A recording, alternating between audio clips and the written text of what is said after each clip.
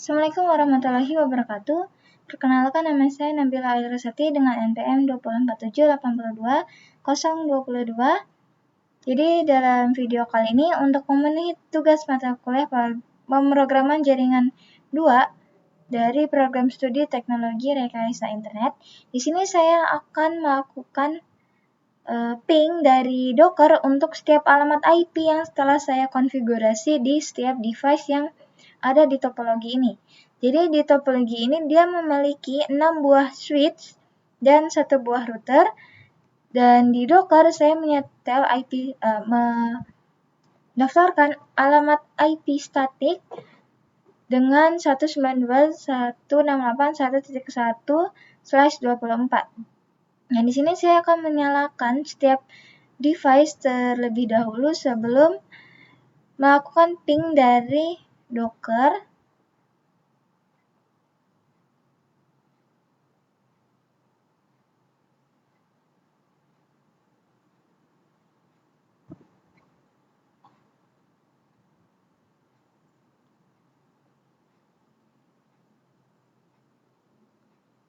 Nah, yang pertama-tama di sini saya akan masuk ke CLI atau terminal dari setiap device terlebih dahulu untuk memastikan alamat IP dari setiap router setiap device yang setiap alamat IP yang telah saya daftarkan di setiap switch. Kok mati?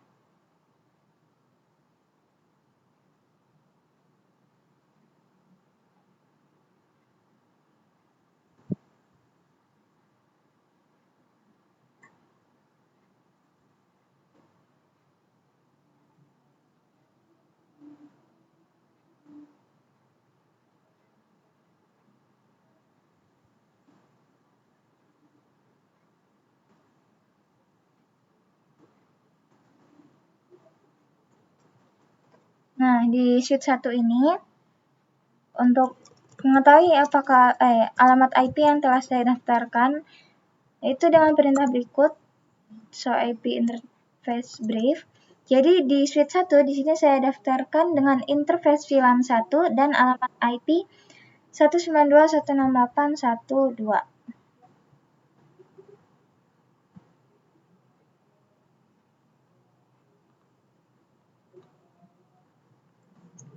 Kemudian di sini saya akan masuk ke terminal di router. Jadi untuk router sendiri, alamat IP yang saya daftarkan itu ada di interface 0/0 dengan alamat IP 192.168.1.254. Dan di switch 2,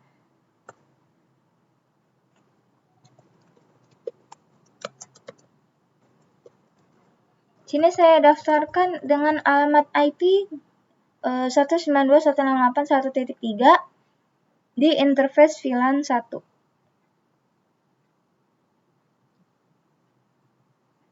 Dan di switch ketiga,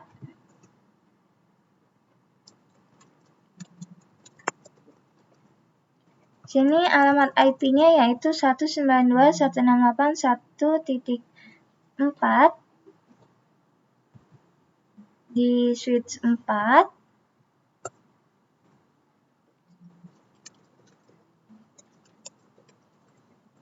Dia memiliki alamat IP 1.5. Jadi bisa dipastikan untuk alamat IP seterusnya di switch 5 dan switch 6 itu saya daftarkan misalnya di switch 4 itu 1.5, maka di switch 5 di sini saya daftarkan dengan 1.6 dan di switch 6 saya daftarkan dengan 1.7. Kemudian di sini saya buka terminal Docker. Di sini saya akan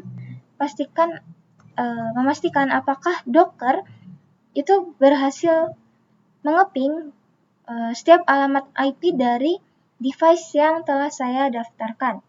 Nah, di sini saya akan mencoba mengeping alamat IP dari Docker terlebih dahulu. Dari router terlebih dahulu. Bisa dilihat bahwa Docker itu berhasil mengeping alamat IP dari Docker, yaitu 1.254.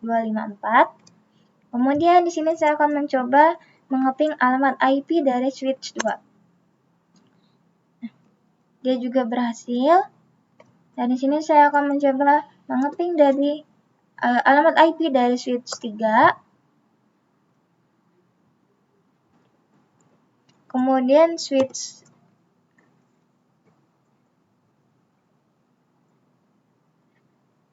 4. Switch 3. Switch 3.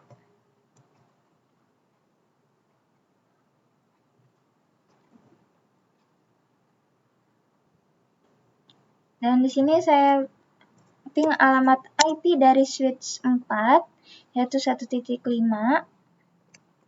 Dan di sini alamat IP dari switch 5. Dan yang terakhir alamat IP dari switch 6.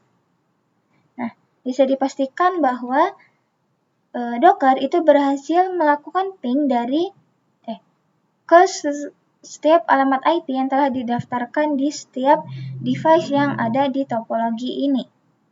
Dan yang selanjutnya, di sini saya akan menjelaskan dan menjalankan script Python yang telah saya buat di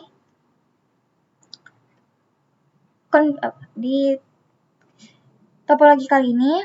Jadi untuk di Docker sendiri itu terdapat script dengan nama getFacts and config p yang artinya yang di script ini sendiri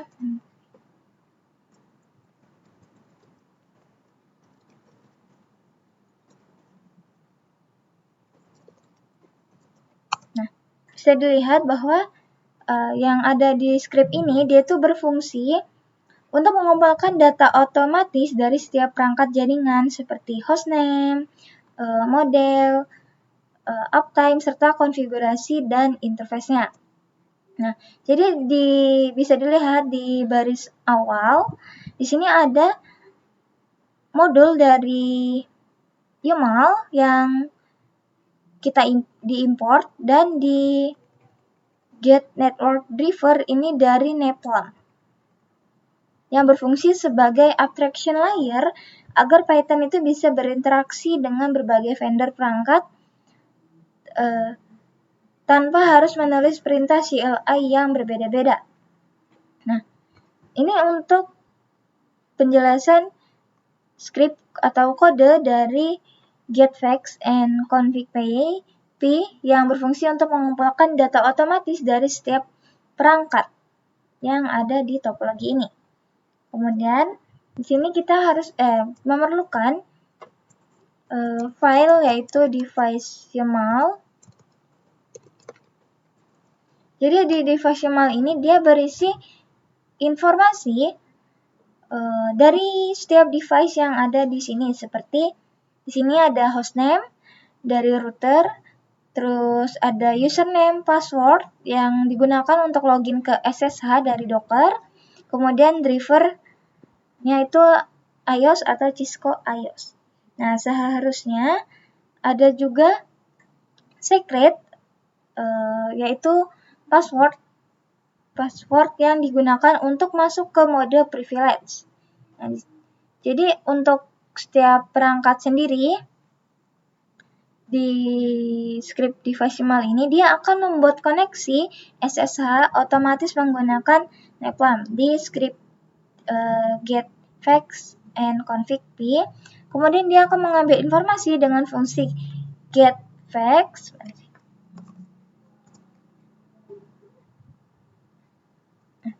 Sini dia akan mengambil informasi dengan fungsi getFacts, lalu get interface, kemudian get interface,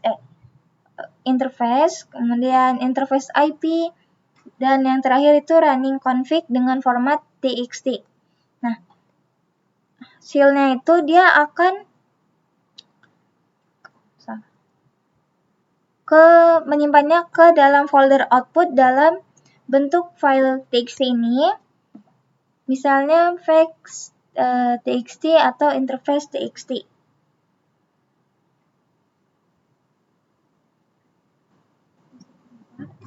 Nah, di sini saya akan mencoba menjalankan script tersebut. Apakah saya berhasil?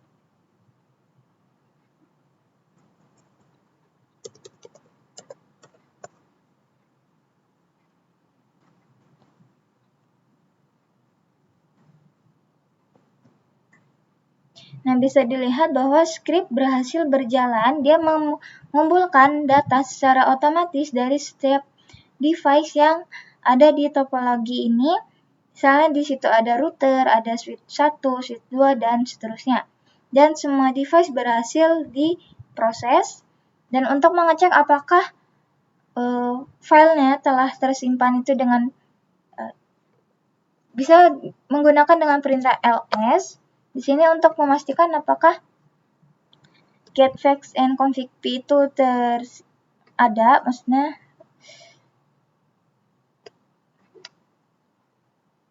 lalu di selanjutnya bisa menggunakan perintah ls output untuk melihat hasil folder dalam bentuk file txt, yaitu yang di sini ada informasi data dari router, yaitu 192 dengan nama 192.168.1.254 facts, interface IP, dan running config. Jadi script sebelumnya itu dia akan mengumpulkan atau akan menampilkan 4 output yang berisi tentang facts, interface IP, dan running config dari device tersebut. Selanjutnya, di sini ada script yang kedua, yaitu extract interface py. Jadi di script ini dia berfungsi untuk mengekstrak data dari semua file interface dan menggabungkannya menjadi satu file ringkasan bernama interface summary. Jadi di dalam file ini, di dalam script ini, Python itu akan membaca semua file hasil dari Neplam, lalu memproses informasi seperti nama perangkat, kemudian interface, status enable dan up, dan alamat IP, serta prefix length atau subnet max-nya. Nah, untuk hasil akhirnya sendiri, dia itu berupa tabel CSV dengan kolom device, interface, enable, up, alamat IP, dan prefix length. Nah, di sini saya akan mencoba menjalankan scriptnya. Saya tutup terlebih dahulu terminal Docker.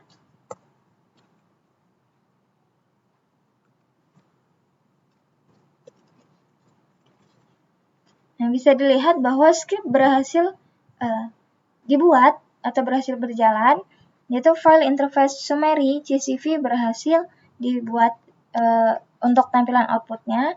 Untuk mengecek kita bisa menggunakan perintah ls. Bisa dipastikan bahwa dia mengambil informasi dari device YAML, kemudian disimpan dalam file ringkasan dengan format CSV, yaitu interface summary. Dan untuk melihatnya sendiri, kita bisa menggunakan perintah ini.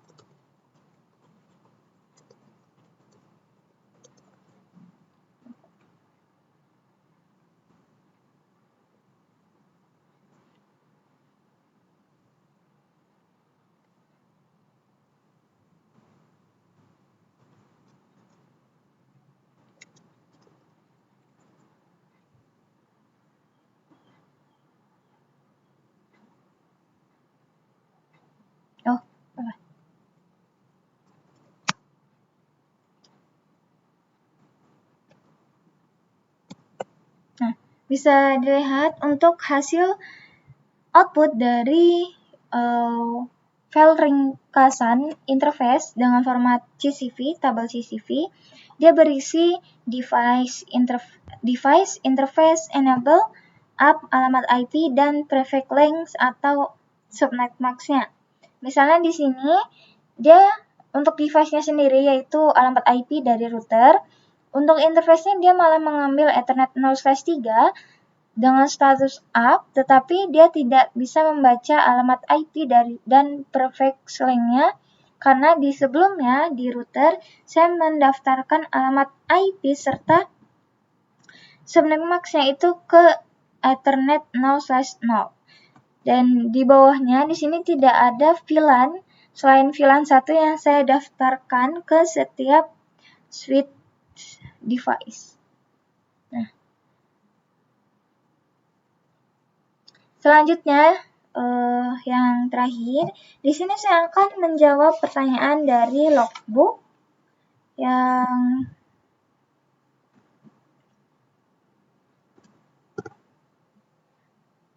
di sini ada 10 pertanyaan.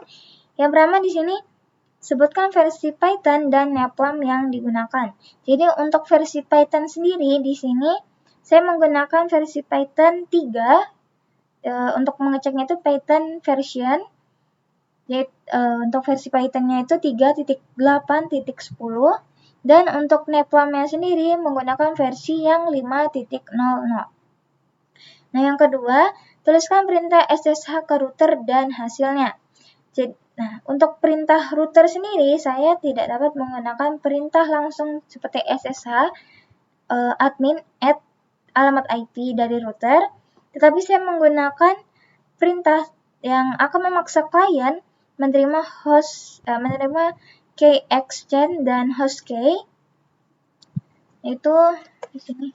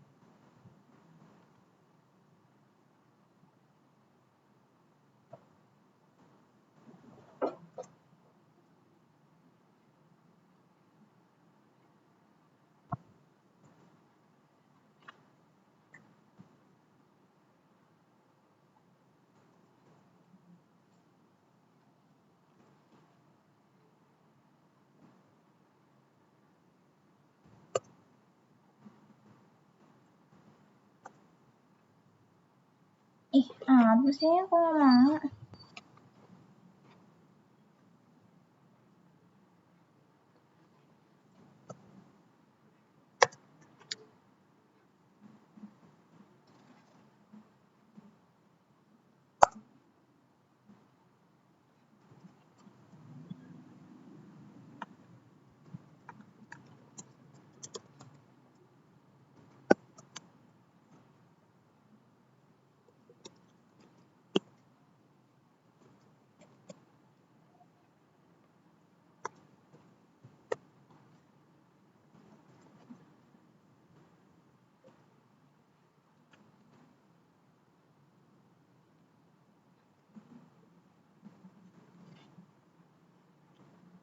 baterainya.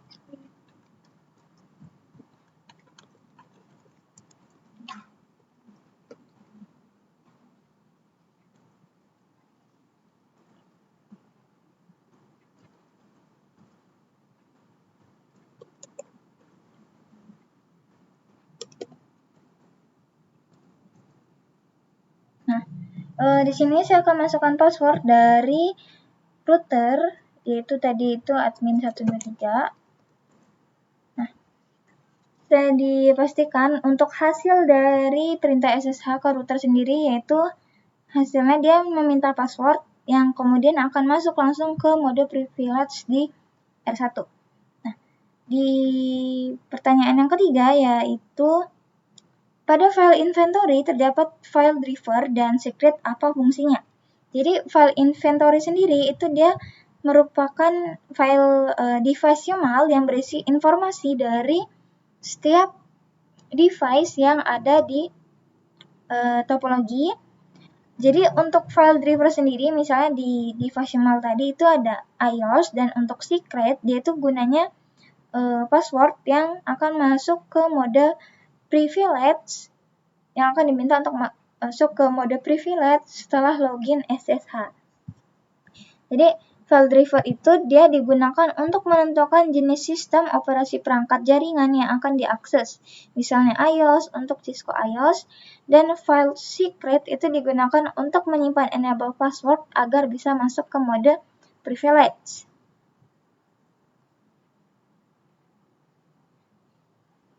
Nah, di sini saya lanjutkan kembali. Jadi, untuk file secret sendiri itu digunakan untuk menyimpan enable password agar bisa masuk ke mode privilege.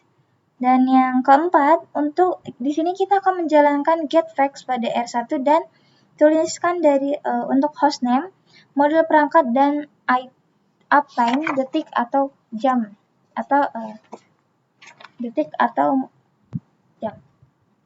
Untuk hostname-nya sendiri dia itu R1, dan untuk model perangkat sebelumnya saya cek itu dia masih unknown, yang artinya kemungkinan IOSV itu tidak memuat info model secara lengkap.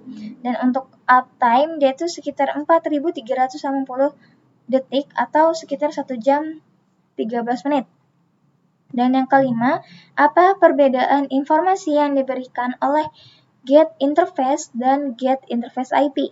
Jadi untuk perbedaan informasinya sendiri, dari fungsi get interface dia itu informasi yang diberikan mencakup status fisik, konfigurasi dasar, step interface, apakah interface itu up, dan apakah interface itu enable atau disable. Dan yang kedua yaitu get interface IP. Untuk fungsi ini sendiri dia itu menampilkan informasi alamat IP termasuk subnet mask.